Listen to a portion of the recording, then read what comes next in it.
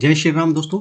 Astrology में आज हम बात करेंगे कि आपने ये देखना है कि आपकी कुंडली या किसी की भी कुंडली के लिए कौन से ग्रह जो है वो राजयोग कारक हैं, कौन से ग्रह योग कारक हैं, कौन से शुभ ग्रह हैं, कौन से सम ग्रह हैं, कौन से खराब ग्रह हैं और कौन से मार्केश है। तो आप कैसे देखोगे। तो चलिए वीडियो स्टार्ट करते हैं और सबसे पहले बात करते हैं राजयोग कारक ग्रहों की।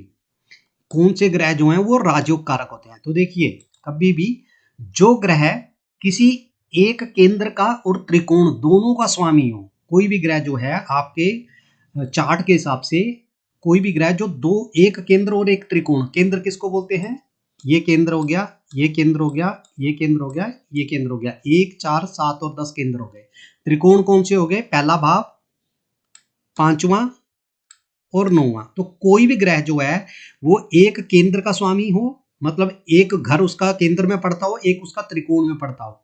तो अगर कोई ग्रह इन दोनों का स्वामी है तो उसे राजयोग कारक प्लैनेट कहा जाता है। जैसे मान लीजिए कोई ग्रह जो चौथे घर का भी लॉर्ड है और पांचवें का भी लॉर्ड है, या कोई ग्रह 10वें का भी लॉर्ड है और 9वें का भी लॉर्ड है, ठीक है, या कोई ग्रह जो है वो 9वें का भी लॉर्ड है, चौथे का भी लॉर्ड है, या पंचम का लॉर्ड है और 10वें का भी लॉर्ड है। इस तरह से दोनों ग्रहों का स्वामित्व हो केंद्र और त्रिकोण का, उसे हम राजयोग कारक प्लैनेट बोलेंगे, ठीक है।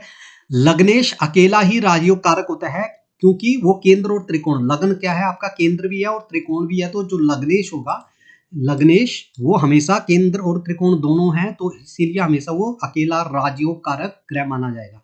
अब आप बोलते हैं दूसरे नंबर पे कि कौन से ग्रह जो है वो योग कारक होते हैं।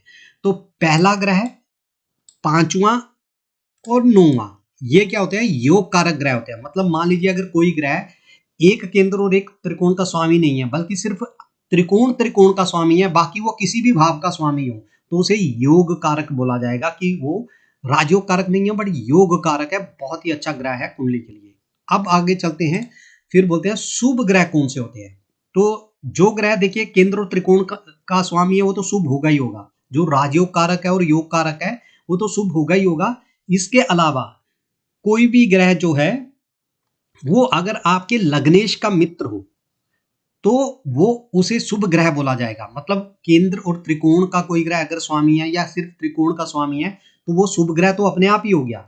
लेकिन अगर वो लग्नेश का मित्र है, मतलब इन भावों का स्वामी नहीं भी है और लग्नेश का मित्र है, मान लो कोई ग्रह जो है वो 11वें भाव का स्वामी है, ठीक है, 11th लॉर्ड है, लेकिन वो लग्नेश का मित्र है तो भी उसे शुभ ग्रह बोला जाएगा, ठीक है।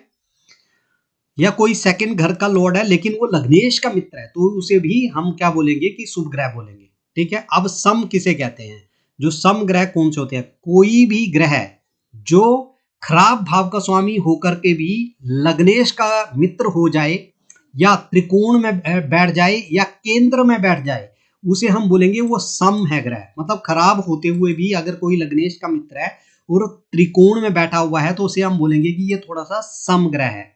अब खराब ग्रह कौन से होते हैं, कोई भी ग्रह जो छठे, 8वें, 12वें, तीसरे और 11वें भाव के स्वामी होते हैं उसे हम बोलते हैं खराब ग्रह, कि ये ग्रह जो है इस लगन के लिए खराब है। अब लास्ट में हम बात करेंगे मार्केस की। देखिए कोई भी ग्रह जो होता है जो सेकंड हाउस का, इसका मतलब दूसरे घर का जो स्वामी होता है या और सप्तम का जो स्वामी होता है उसे हम प्रबल मार्केस बोलते हैं। अगर दोनों का स्वामी है, कोई ग्रह दोनों का लॉर्ड है, इसकी भी स्वामित्व है उसके पास और इसका भी है, तो वो प्रबल मार्केस हो गया।